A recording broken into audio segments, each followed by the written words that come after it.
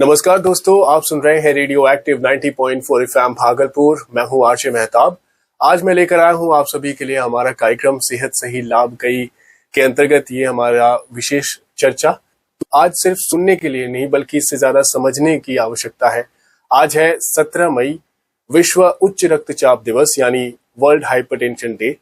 एक ऐसा दिन जो हमें याद दिलाता है कि सिर्फ दिल से प्यार करना ही काफी नहीं, दिल का ख्याल रखना भी उतना ही जरूरी है। तो क्या आप जानते हैं कि ये हाई ब्लड प्रेशर यानी हाइपरटेंशन होता क्या है? आज हम शो में इसी के बारे में बात करेंगे। तो आइए समझते हैं इस खतरनाक बीमारी के बारे में, सुनते हैं हमारे एक्सपर्ट की राय। आप हैं डॉक्टर कुमार गौरव। आइए सुनते हैं डॉक्टर कुमार गौरव से हाइपरटेंशन के बारे में सब कुछ। सर, आपका स्वागत है हमारे स्टूडियो में, हमारे शो में। Thank you. नमस्कार सर, सबसे पहले तो हमारे श्रोताओं को अपने बारे में बताएं। मैं doctor Kumar Gaurav, associate professor, Jawaharlal Nehru medical college, Bhagalpur, Bihar. Sir, आपका स्वागत है हमारे कार्यक्रम में। सर, आज वर्ल्ड हाइपरटेंशन डे है और इस दिवस के मौके पर आज हम अपने श्रोताओं को ये बताना चाहते हैं कि ये हाइपरटेंशन आखिर होता क्या है और इसे साइलेंट किलर क्यों कहा जाता है। हाइपरटेंशन या जिसे आप blood pressure, high blood pressure कहते हैं, उच्च रक्तचाप। ब्लड हमारे आर्टरीज में, ब्लड वेसल में ब्लड बहता है और आर्टरीज में जो ब्लड का प्रेशर आर्टरी के दीवार पर लगता है। सिंपल समझने के लिए एक उदाहरण आप दे सकते हैं कि आप पाइप यूज करते हैं पानी पटाने के लिए जी। तो उस पाइप में अगर पानी का प्रेशर बहुत रहेगा तो पाइप फुल्ली डायलेटेड रहेगा जी। और कम रहेगा तो कम डायलेटेड रहेगा। और अगर पाइप में कहीं भी छेद है तो क्या होगा, उससे पानी लीक हो जाएगा। तो वो लीक क्यों कर रहा है? इसका मतलब है कि वो पानी पाइप के दीवार पे बाहर निकलने का प्रेशर लगाता है। तो ठीक इसी तरह आपकी खून की नली भी एक पाइप है और जब उसमें खून बहता है तो वो बाहर निकलने के लिए प्रेशर लगाता है। That pressure is called blood pressure. Okay. तो वो ब्लड प्रेशर की एक सीमा है, अगर उससे वो ज्यादा होगा तो उसे हम हाई ब्लड प्रेशर करेंगे। जो pressure exerted by blood on the wall of artery is blood pressure. High blood pressure या हाइपरटेंशन उसी को बोलते हैं, हिंदी में उच्च रक्तचाप। वो तब बोला जाता है जब इसका माप 140/90 यानी 140 सिस्टोलिक ब्लड प्रेशर का मतलब हुआ कि उस समय का ब्लड प्रेशर जिस समय हार्ट कॉन्ट्रैक्ट कर रहा है, पंप कर रहा है, और डायस्टोलिक रेस्ट में। तो सिस्टोलिक बाय डायस्टोलिक 140/90 से ज्यादा हो रहा है तब इसे हम हाइपरटेंशन कहते हैं। बहुत से देशों में इसे 130/90 भी माना जाता है, पर 140/90 हम लोग मानते हैं। दूसरा प्रश्न आपका था कि साइलेंट किलर क्यों कहते हैं। साइलेंट किलर कहने का सबसे मेन कारण यह है कि ब्लड प्रेशर एक ऐसी बीमारी है जो सालों तक आपको रहेगी और आपको पता नहीं चलेगा। ये कोई भी सिम्टम इसके हैं, लेकिन बहुत से लोगों को कोई सिम्टम नहीं होता है, या हल्का माथा दर्द है तो लोग उसे इग्नोर कर देते हैं। तो इस कारण से ये बीमारी पता नहीं चलती है और भीतर 10 साल 20 साल में ये आपके बहुत से अंगों को डैमेज कर देती है, जो आपके मौत का कारण बन जाता है। ठीक। क्योंकि ये सारा प्रोसेस साइलेंटली हुआ और आपको किल कर दिया, इसलिए इसको साइलेंट किलर बोलते हैं। ये बीमारी सिम्टम नहीं देने के कारण साइलेंट किलर है। सर, ये हाई ब्लड प्रेशर होता क्यों है? अगर हम दिनचर्या के हिसाब से देखें तो वो क्या गलतियां हम करते हैं डेली लाइफ में, अपनी जीवन शैली में? ब्लड प्रेशर तो मोस्टली तो इसेंशियल हाइपरटेंशन होता है, जो मतलब घर में चलता है, माँ बाप को है तो उससे होने के चलते। दिनचर्या की गड़बड़ी से भी थोड़ा बहुत हो सकता है। बीमारियों के चलते सेकेंडरी हाइपरटेंशन होता है, लेकिन बीपी का जो मेन कारण मोर देन 90% है वो इसेंशियल हाइपरटेंशन है, यानी वो जेनेटिकली आ रहा है। तो क्या टेंशन या घबराहट की वजह से जो हमारा बीपी कुछ समय के लिए बढ़ सकता है, तो क्या इसे हम हाइपरटेंशन मान सकते हैं? या हाइपरटेंशन को हम पहचाने कैसे कि ये अस्थायी है या पुराना हाइपरटेंशन है? देखिए, अगर हड़बड़ाहट है, स्ट्रेस है, खान पान की गड़बड़ी है, नींद अच्छे से नहीं आ रहा है, या फिर फिजिकल एक्सर्शन है, एक्टिविटी है जी, तो इसके चलते ब्लड प्रेशर का बढ़ना एक सामान्य प्रक्रिया है। ठीक है। ये ब्लड प्रेशर अगर आपका उस समय आप दौड़ के आ रहे हैं और आपका ब्लड प्रेशर 160 है, 170 भी आ रहा है, तो ये ब्लड प्रेशर नहीं है। ब्लड प्रेशर डायग्नोस करने के लिए उसको 2-3 बार लगातार और नॉर्मल कंडीशन में। कैसे नापेंगे ब्लड प्रेशर? हम ब्लड प्रेशर नापने के लिए मरीज को कुर्सी टेबल पर बिठाएंगे, ठीक है। और उसे रिलैक्स होने बोलेंगे। कोशिश करेंगे कि सुबह मिलें। अच्छा। और रिलैक्स होने के बाद जो टेबल होगा उस पर उसका हाथ रख के हम बीपी लेंगे। ज्यादा बाएं हाथ से लेते हैं, किसी भी हाथ से ले सकते हैं, दाएं हाथ में थोड़ा सा ज्यादा बीपी आता है तो किसी भी हाथ में लेंगे। और जो कफ होता है, जो बीपी मशीन का जो बांधते हैं हम लोग, वो कफ बहुत छोटा ना हो, वरना उससे एरर आता है। तो वो सही नाप का हो ये देखेंगे। 5-10 मिनट जब मरीज आराम से स्टेबल हो गया है, उसको आप जैसे व्हाइट कॉलर हाइपरटेंशन बोलते हैं, डॉक्टर के सामने बैठे इस कारण से ही उसको बीपी बढ़ा हुआ है, तो वो सब सेटल हो जाए 5-10 मिनट में, स्ट्रेस फ्री हो जाए, अच्छे मूड में आया है, अच्छे से सो के आया है, ताकि कोई एक्सटर्नल फैक्टर काम ना करे, जो उसका बेसिक बीपी है वो आए। तो उसको बैठा कर उसका हाथ हम टेबल पर रखाएंगे, हार्ट के लेवल पर जी है, और बीपी नापेंगे। एक बार नहीं, 2-3 बार नापेंगे थोड़े थोड़े अंतराल में। अगर हर बार बीपी ज्यादा आ रहा है तब हम कह सकते हैं कि इसको ब्लड प्रेशर है। और उससे भी उचित होगा कि उसी समय पे 2-3 दिन नापें, और हर दिन उसको अगर ब्लड प्रेशर ज्यादा आ रहा है तो उसको ब्लड प्रेशर है। इसके अलावा वो जो ब्लड प्रेशर के कुछ सिम्टम्स हैं, जैसे हेडेक वगैरह भी बोल सकता है, तो उसको भी हमको रिलेट करें। ठीक है। तो ये तरीका है। तो इसलिए इस बात को समझ लें कि अगर आपको दौड़ने से या टेंशन से या नींद नहीं आने से नापने पर ज्यादा है, तो उसको हम हाई ब्लड प्रेशर नहीं बोलेंगे। ब्लड प्रेशर बढ़ा है, but that is not a disease. शरीर अपने एडजस्टमेंट के लिए ब्लड प्रेशर को फ्लक्चुएट और ब्लड के सप्लाई को फ्लक्चुएट करते रहती है। मान लीजिए आपने खाना खाया तो सारा सर्कुलेशन आपका पेट में हो जाएगा, आपको दौड़ना है तो आपका बीपी बढ़ेगा, सारा सर्कुलेशन आपके पैर हाथ में हो जाएगा। तो ये सब रूटीन प्रोसेस है। बहुत से लोग को ये भी दिक्कत रहती है कि कल जो बीपी आया था आज उससे 5 ज्यादा आ गया, 10 ज्यादा आ गया, या जस्ट अभी 2 मिनट के बाद लिए तो उस बार 138 था, इस बार 132-42 हो गया या 36। तो minute to minute blood pressure fluctuate करता है, ये गलत नहीं आ रहा है आपका, ठीक है। शरीर ऑटोमेटिक एडजस्ट करते रहता है। तो हमें बस इतना ही देखना है कि बार बार वही रीडिंग 140/90 से ज्यादा आ रही है, तभी हम मानेंगे कि ये ब्लड प्रेशर है। और ब्लड प्रेशर 140 से 90 को क्यों माना गया है, ये भी प्रश्न आपके दिमाग में आ सकता है। हम 120/80 को नॉर्मल क्यों मानते हैं? हाँ। इसका इस कारण है कि साइंटिस्ट ने बहुत से स्टडीज की हैं। वैसे लोग जिनका हाइपरटेंशन उसको दवा नहीं दी गई, और वैसे ही लोग जिनको हाइपरटेंशन है उनको दवा दी गई, और कंपेयर किया गया लॉन्ग टर्म में, तो ये देखा गया कि 140/90 वो रेंज है जिसके बाद वो आपके सारे ऑर्गन को डैमेज करना स्टार्ट कर देता है। लेकिन उससे कम अगर ब्लड प्रेशर है तो वो इन टारगेट ऑर्गन पर या इन जो भी शरीर के वल्नरेबल ऑर्गन्स हैं, जैसे कि हार्ट है, किडनी है, ब्रेन है, ये सब पर उसका इफेक्ट नहीं रहता। इसलिए 140/90 को खत्म करना। सर मेरा अगला सवाल भी यही है कि अगर हाई बीपी कंट्रोल में ना हो तो शरीर के कौन से अंग प्रभावित होते हैं? हाई ब्लड प्रेशर कंट्रोल में नहीं होगा तो आपको पहले भी मैंने समझाया कि किस तरह ब्लड वेसल डैमेज हो सकता है।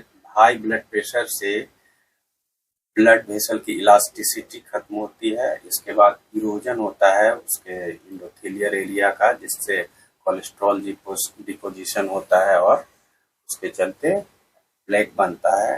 ये सब चीजें आपको ब्लड वेसल को डैमेज कर देती है, ब्लड सप्लाई को डैमेज करती है, और इस सब के चलते हार्ट में आपको coronary heart disease, heart attack, heart failure हो सकता है। किडनी में क्रोनिक रीनल फेल्योर यानी किडनी फेल कर सकता है। हार्ट फेल्योर और किडनी फेल्योर जो बोल रहे हैं, मतलब फेल्योर का बहुत मीनिंग समझते हैं। फेल मतलब बंद नहीं, फेल्योर का मतलब जो नॉर्मल जितना काम करता था उस कैपेसिटी से डाउन हो रही है उसकी कैपेसिटी। ठीक है ना। कोई हार्ट फेल, इसलिए आप बहुत लोग होते हैं कि हार्ट फेल्योर का पेशेंट है तो लोग कंफ्यूज कर जाते हैं कि हार्ट जब फेल ही कर गया तो जिंदा कैसे।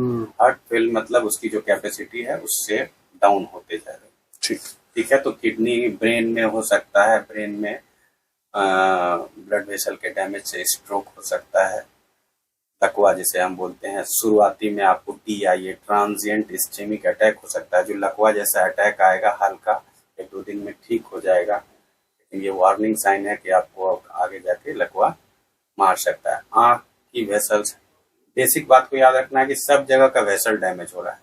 वेसल डैमेज हो रहा है तो ब्लड सप्लाई डिस्टर्ब हो रहा है। ब्लड सप्लाई से ही आपको सारा न्यूट्रिएंट जा रहा है, सारा फूड जा रहा है, तो वहाँ के टिश्यू डैमेज होंगे और उसके चलते ही सारी दिक्कत होगी। आंख में रेटिनोपैथी हो जाएगी, रेटिना डैमेज हो सकता है, विजन का दिक्कत हो सकता है, जिसको हम ऑप्थेल्मोस्कोपी के थ्रू डायग्नोस करते हैं। किडनी में मैंने जो कहा कि ग्लोमेरुलस का हाइलाइनेशन हो जाता है और ग्लोमेरुलोस्क्लेरोसिस हो जाता है। इसके थ्रू जो किडनी में जो फिल्टर होता है, मैंने बताया कि किडनी हमारे शरीर का एक छन्ना है जो खून को छान के सारे खराब चीजों को नीचे निकालता है। तो उस छन्ना का छेद जो है वो ब्लड प्रेशर के चलते जो आर्टरी में चेंज आती है उसके चलते बंद होने लगता है। तो इसलिए किडनी की एफिशिएंसी डाउन होने लगती है, किडनी फेल्योर।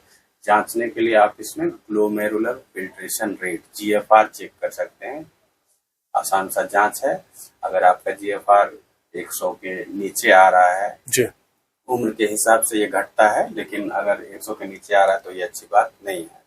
और मान लीजिए आपको पता नहीं है, 20 साल 25 साल से ब्लड प्रेशर है और एक बार आप GFR करा रहे हैं, आपका 30-40 आ रहा है, यानी आप CRF में जा चुके हैं। ओके।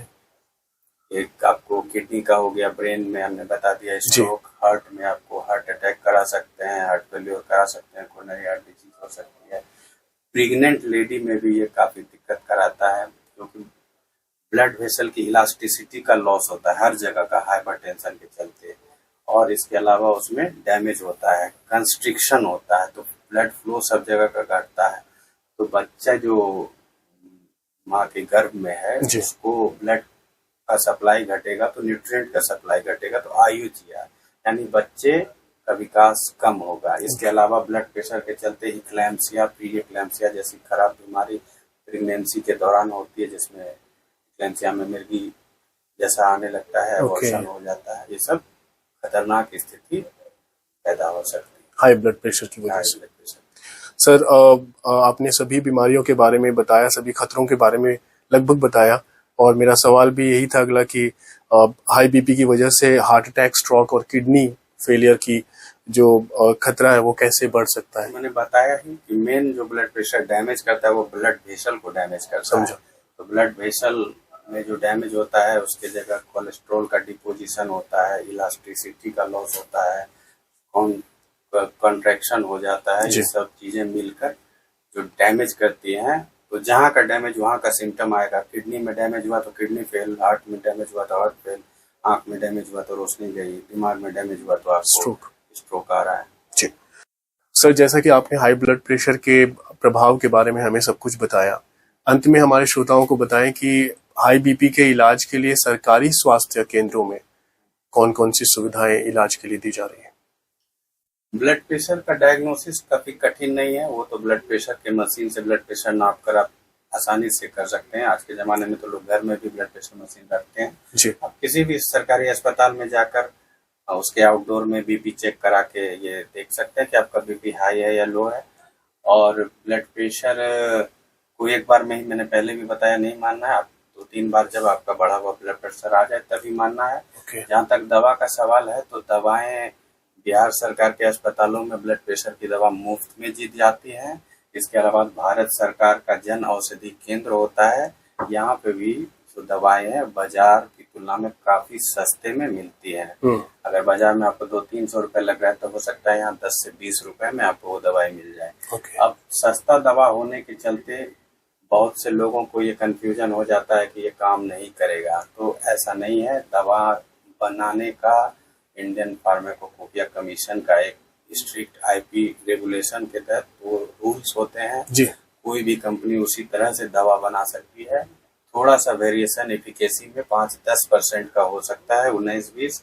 कोई भी दवा नहीं काम करेगी ऐसा नहीं होगा, बशर्ते कि अब वो कोई फ्रॉड नकली बना रहा है, वो प्रोटोकॉल ही फॉलो न कर रहा। अगर जेन्युइन दवा बनाई जा रही है तो किसी भी कंपनी की रही वो काम करेगी। और ब्लड प्रेशर के केस में तो ये और आसान इसलिए हो जाता है कि आपको अगर शंका है तो आप कुछ दिन वो दवा खाकर अपना बीपी नपा लें। अगर बीपी कम आ रहा है तो अपने आप ये साबित हो रहा है कि वो काम दवा कर रही है जी, है ना। कुछ जो आर्थिक रूप से कमजोर वर्ग के लोग हैं उनमें ये चिंता ज्यादा पाई जाती है कि ये सस्ता दवा है, ये काम नहीं करेगा। तो उनको भी ये समझना चाहिए कि ये गलत उनका है, वो ऐसी जगह से सरकारी दवाएं लें और खाएं। और मैंने भी कहा है आपको अगर शंका है तो आप थोड़े दिन में बीपी चेक करके कराएं, ताकि आप लॉन्ग टर्म होने वाली इसकी बड़ी बड़ी समस्याओं से बच सकें। पहले भी आप लोगों को आपने पूछा और मैंने बता दिया कि साइलेंट किलर है। तो समाज में ये भी जो भ्रांति है इसे तोड़ने की बहुत आवश्यकता है कि मुझे कोई दिक्कत नहीं है तो मैं दवाई क्यों खाऊं। इसका कारण हम लोग समझ चुके हैं कि वो कोई सिम्टम या दिक्कत नहीं दे रहा है, पर वो भीतर भीतर धीरे धीरे सब कुछ डैमेज कर रहा है।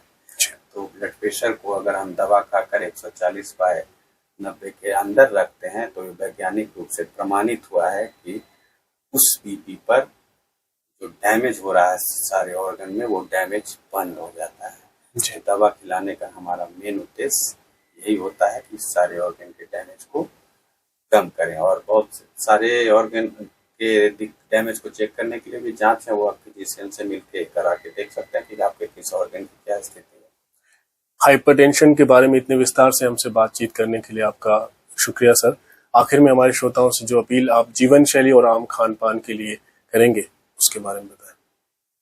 जीवन शैली में तो देखिए, अगर रूटीन में स्ट्रेसफुल लाइफ है कंटिन्यूअस जी, अगर एक एक्यूट स्ट्रेस है कभी कभार हो रहा है तो उससे तो बीपी बढ़ रहा है, मैं तुम्हें बताया ही बढ़ सकता है उससे, लेकिन उसको हाइपरटेंशन नहीं बोलेंगे। लेकिन कंटिन्यूअस अगर आपका रूटीन अच्छा नहीं है, ओबेसिटी है, मोटापा है, खान पान अच्छा नहीं है, पहले से घर में आपकी हिस्ट्री है ऐसा, खाने में आप नमक बहुत ज़्यादा लेते हैं, नियमित व्यायाम नहीं करते हैं, पहले से आपके घर में हृदय रोग के मरीज हैं, आपका उम्र 55 से ज़्यादा हो चुका है, आपको डायबिटीज है, किडनी का GFR आपको पहले से कम आ रहा है, तो इन परिस्थितियों में दिक्कत और बढ़ जाएगी। तो ये सब ना हो इसके लिए आपको नियमित व्यायाम, अच्छा खाना, स्ट्रेसफुल लाइफ, योगा इसमें काफ़ी हेल्प करता है। इन चीज़ों पे ध्यान दें और लाइफस्टाइल मॉडिफिकेशन के लिए जो जो मैंने बताया, अगर उससे भी नहीं हो रहा है तो आपको निश्चित तौर पे दवा लेनी चाहिए और दवा लेकर अपने शरीर के सारे ऑर्गन को डैमेज होने से बचाना चाहिए। जी, बहुत बहुत शुक्रिया सर हमसे बातचीत करने के लिए, इतने विस्तार से हमें हाइपरटेंशन के बारे में बताने के लिए। धन्यवाद। तो आप सुन रहे हैं रेडियो एक्टिव 90.4 FM भागलपुर और हमारा कार्यक्रम सेहत सही लाभ कई के अंतर्गत ये एक विशेष परिचर्चा। आज 17 मई है, विश्व उच्च रक्तचाप दिवस यानी वर्ल्ड हाइपरटेंशन डे। आज वर्ल्ड हाइपरटेंशन डे के मौके पर हमने हाइपरटेंशन के बारे में विस्तार से चर्चा की। आशा करेंगे कि आप इन बातों का जरूर ध्यान रखेंगे और अमल करेंगे अपनी जिंदगी में। सुनते रहिए रेडियो एक्टिव 90.4 FM भागलपुर और सुनते रहिए सेहत सही लाभ कई।